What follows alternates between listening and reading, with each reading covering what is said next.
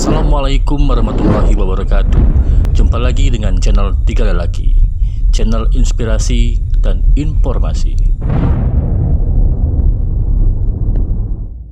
Jangan lupa like, subscribe, dan share channel kami, channel Tiga Lelaki.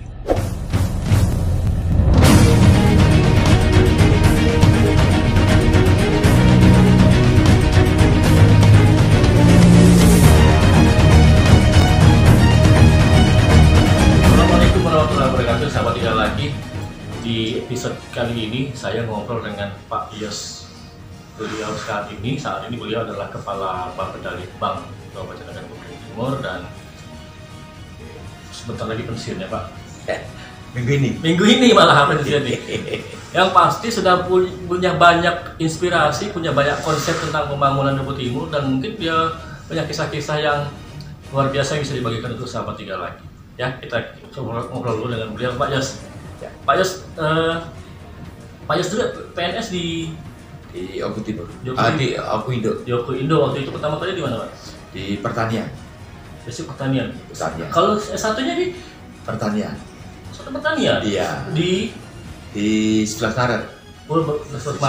Solo ya. Solo. Nah, beliau coba pertanian. Memang sarjana pertanian. Oke. Jadi beliau setelah di dinas pertanian waktu di Oku itu masuk ke Oku Timur, gimana ceritanya, Pak?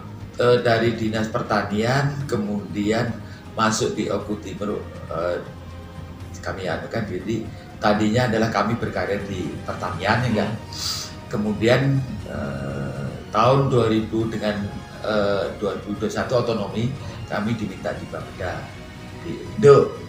Nah, kemudian dengan adanya pemekaran ya enggak, kami dari Oku Indo diminta bantuan untuk mendukung daripada Bapeda Oku Timur. Kebetulan waktu itu masih SDM-nya sangat minim ya? Masih minim sekali. Nah, itu Di bagian apa waktu itu, Pak? waktu itu di Bapeda Di Bapeda di bagian perencanaan juga. di perencanaan memang. Perencanaan. Memang ahli perencanaan Pak. Nah, kemudian dari perencanaan kemudian diminta untuk mendampingi di PO. Setelah di PO ya enggak ada 2 tahun, kemudian kami diminta untuk di administrasi pembangunan. Di situ ada 2-3 tahun lah. Dan untuk selanjutnya kami di pertambangan. Pertambangan itu dari tahun 2013 sampai ditutupnya pertambangan karena kewenangan diambil dari provinsi ya enggak. Selama tahun 2016. Habis itu kami istilahnya diminta untuk dipercaya atau diminta untuk menjadi asisten 3 dulu. Seperti asisten 3, mungkin sekitar 1 tahun, pindah lagi di pemberdayaan PMD. PMD sekitar 7 bulan, kemudian dipindahkan lagi di ketahanan pangan. Ketahanan pangan mungkin sekitar 1 tahun lebih. Nah, kemudian terakhir ada di Bapeda. Bapeda mungkin kurang lebih ya 2 tahun kurang lah. Ya. Pak Arci sudah memahami tentang konsep perencanaan. Karena Bapak dipercaya sebagai di Bapeda. Apa sebenarnya yang dalam konsep pemikiran Bapak tentang perencanaan pembangunan di terutama Oku Timur ini, Pak? Jadi sebetulnya gini, kalau Oku Timur itu sungguh luar biasa potensinya. Tinggal bagaimana mengembangkan, mendorong supaya potensi itu bisa dapat berdampak pada kesejahteraan masyarakat. Nah, disitulah kita diperlukan ya enggak? Diperlukan misalnya pembinaan dari OPD atau pemerintah daerah dan perwakilan untuk mendorong itu, baik dari sisi inovasinya, dari sisi bermain teknologinya, kemudian macam-macam, jadi macam-macam. Dan itu istilahnya itu setiap wilayah ada karakter-karakter yang harus kita pahami semua. Kita sungguh luar biasa. Nah, kemudian kita juga istilahnya diperlukan SDM yang punya konsep ke depan itu lo ini gitu. Karena kita sebetulnya sudah punya potensi yang luar biasa, bagaimana mendorongnya itu. Yang istilahnya potensi kita bisa berdaya saing di tingkat mungkin di tingkat kabupaten, di provinsi dan tingkat nasional. Itu yang diperlukan. Pak, kalau kita lihat posisi Oku Timur ini kan kalau kita lihat ada 3 bagian sebenarnya. Ya, oke. Pertanian yaitu di kawasan Blitar dan sekitarnya. Ya. Kemudian kawasan mungkin jalur pesisir Komering dari mulai Martapura sampai ke Cempaka. Kemudian kawasan perkotaan atau jasa ya, Martapura sendiri. Nah, kalau hasil dari statistik, angka kemiskinan tuh yang masih tinggi adalah di jalur Komering. Nah, konsep Bapak untuk menyisir itu gimana Pak? Jadi gini, jadi memang betul kita dibagi 3 wilayah, ya nggak ada wilayah istilahnya wilayah barat, wilayah tengah itu diikut pesisir Komering, kemudian wilayah timur adalah di wilayah Blitar dan sekitarnya itu. Memang, nah itulah karakteristik ya nggak. Nah, itu di pesisir Komering itu adalah potensinya sungguh luar biasa, tinggal bagaimana misalnya pemerintah untuk mendorong dari sisi mungkin attitude daripada masyarakat, karena sudah beda ya. Kalau di wilayah Islam Timur atau mungkin Barat itu mungkin budayanya itu orang-orangnya sangat ulet sekali ya enggak. Yang di daerah-daerah ya, Blitar. Di daerah Blitar, mungkin daerah Batu Marta itu orangnya sangat ulet sekali dalam rangka untuk istilahnya untuk menciptakan daripada potensi-potensi. Nah, kemudian yang di wilayah jalur Komering ini mungkin ya perlu dorongan oleh pemerintah agar istilahnya potensi yang dimiliki bisa untuk menekan daripada angka kemiskinan. Tadi sudah ada dalam perencanaan Bapeda sendiri untuk membangun jalur Komering. Ya. Apa itu, Pak? Jadi gini, kalau di jalur Komering itu kan rata-rata itu kan daerah buah-buahan, kemudian perkebunan, ya, kemudian pertanian. Nah itu sebetulnya sudah muncul, enggak? Sudah muncul enggak di situ. Tambah lagi dengan adanya irigasi baru. Ada irigasi baru ya enggak. Nah itulah irigasi baru bisa mendorong daripada untuk membuka yang tadinya mungkin potensi mungkin rawa lebak enggak bisa dimanfaatkan masyarakat untuk mungkin padi sawah kan itu yang selama ini mungkin hanya belum bisa dioptimalkan. Itu punya potensi semua. Itu kalau yang di daerah di luar itu tinggal mendorong bagaimana bermain istilahnya kualitas produk, kemudian bermain pemasaran. Karena masalahnya duku ciri khas Sumatera Selatan, duku rasuan itu udah kualitasnya udah luar biasa, apalagi di Jakarta udah mahal. Kemudian jambu kristal, Cartes California, memang dari Universitas Komering semua rata-rata ya. Sekarang pengembangan kalau perikan juga di jalur Komering gitu ya. Ya memang di situ sudah mudah muncul dengan adanya kepemimpinan beliau itu sudah muncul ya enggak. Ada jambu kristal yang sudah bisa masukkan di pemasaran. Kemudian ada duku yang sudah ada labelnya ya enggak.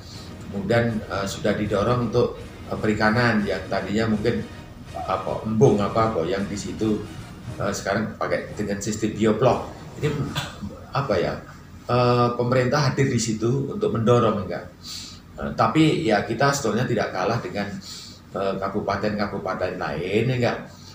Kita kalau dilihat dari kita kabupaten yang baru, tapi tingkat kemiskinan kita kalau tingkat kabupaten kan kita rendah sekali.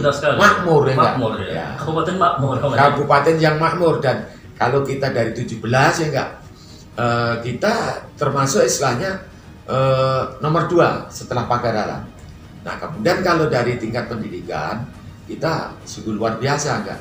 Istilahnya ya nomor 4, dan kalau bisa didorong lagi kita bisa istilahnya IPM kita tinggi sekali. Terakhir apa IPM kita Pak? IPM kita terakhir 69. Kita kalau sedikit lagi sudah 70. Itu berarti IPM kita tinggi. Sudah tinggi ya. Kita hanya kalah dengan Oku Indo itu cuma kecil sekali. Itu. Pak, kalau perencanaan di bidang infrastruktur nih, karena Martapura sudah banyak dibangun, Blitar ada rumah sakit dan kemudian di jalur Komering juga sudah ada akses jalan, bangunan jembatan. Apa yang kurang jalur Komering perlu dibangun, Pak? Infrastruktur saya rasa mungkin di situ kan jalur utamanya kan sudah jelas.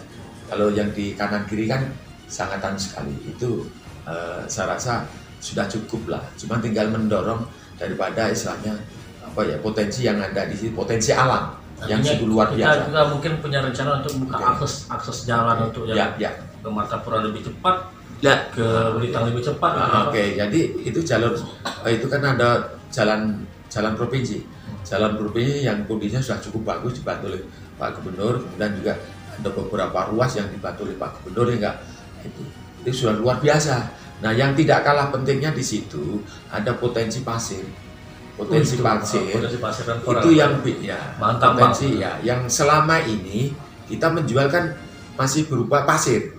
Nah, kalau bisa nanti ada teknologi dikit atau mungkin dorongan dikit, mungkin bukan pasir, mungkin bisa jadi konblok atau lain-lainnya yang bisa dianukan.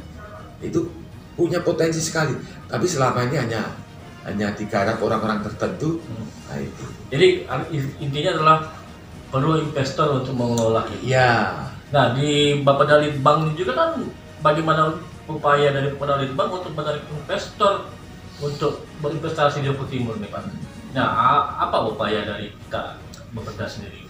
Nah, jadi gini, kita kan ada perencanaan, ya, kita dari sisi birokrasinya atau perizinannya nanti PTSB, ya enggak, yang tadinya mungkin sangat panjang sekali, ya enggak, kita istilahnya dipermudah atau dilakukan. Nah, kemudian juga ada beberapa teknologi yang mungkin harus dimasukkan di situ, ya enggak. Terus kemudian ada beberapa mungkin potensi yang selama ini belum terinformasi oleh orang lain atau di luar kabupaten kita, mungkin bisa diinformasikan sehingga kita dibuka jejaring.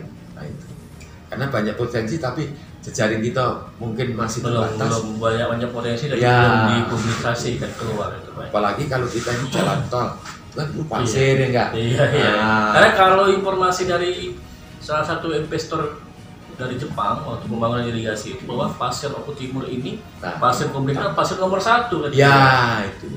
Jadi ini informasi jadi selain pasir, kita potensi punya batu.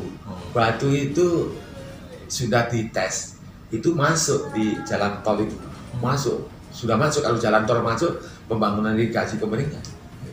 Berarti punya potensi besar tadi. Sangat besar sekali. Pasir Komering adalah pasir dan koral itu ya. Pasir dan koral ya enggak ada. Itu selama ini kan bisa untuk kehidupan sehari-hari dari masyarakat. Kemudian ada rawa lebak yang mungkin potensinya perlu digarap, dan di situ juga ada potensi buah-buahan, buku, jeruk ya enggak, yang selama ini kan jeruk kan selama ini kan di pesisir Komering. Karena kondisi kanan kiri pesisir Komering cukup bagus, subur. Nah, itu.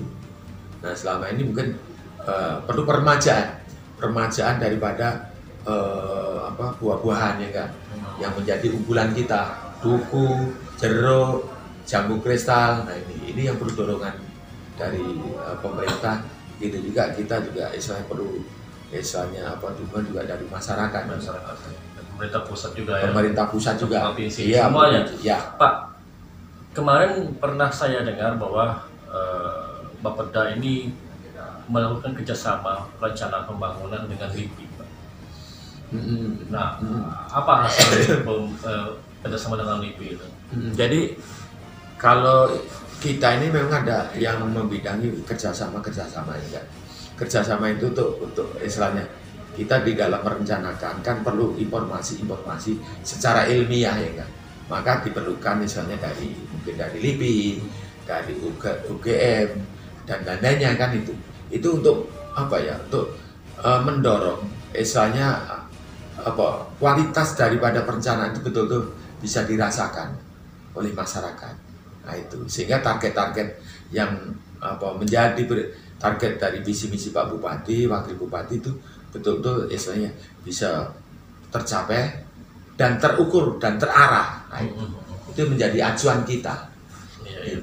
Jadi konsep rencana cepat dan berkualitas itu berjalan. Ya, itu.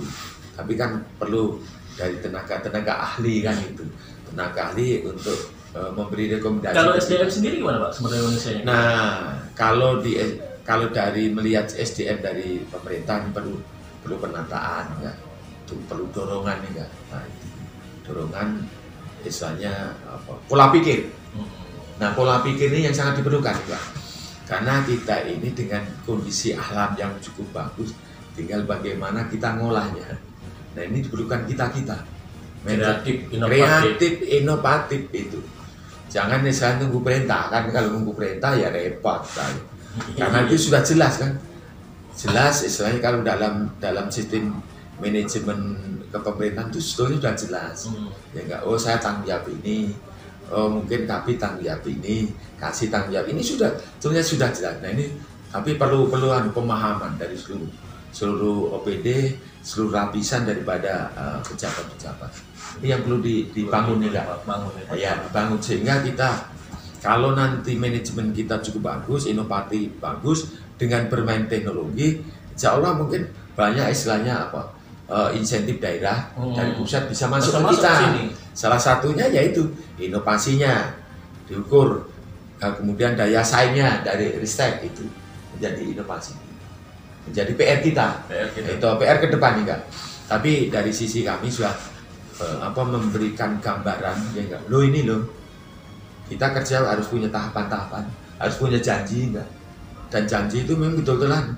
Dan itu kalau bisa nanti ada suatu punishment kinerja. Kalau kira-kira pegawai ini misalnya enggak kinerjanya enggak tercapai, itu ya mungkin ada punishment-nya. Mungkin punishment itu pimpinan pimpinan, mungkin bisa juga macam-macam, mungkin DP3-nya, mungkin berkalanya, macam-macam kan. Mungkin yang tadinya nggak cocok di bidang ini mungkin perlu dipindahkan. Nantinya ini perlu anjap ya, analisis. Kadang-kadang juga orang yang duduk itu tidak sesuai dengan kemampuan latar belakangnya. Ya. Itu yang membuat juga menghambat sebuah perencanaan pembangunan. Pak, ya nanti BKD. Jadi nanti ke depan enggak Bapeda, kemudian BKD, mungkin di Ortala kita kita bangun sistem untuk kinerja daripada seluruh pegawai, seluruh level. Nah, sehingga nanti kita kelihatan, oh ini rapot kamu rendah, rapot kamu sedang, rapot kamu biasa. Nah, ini nanti menjadi analisa kita.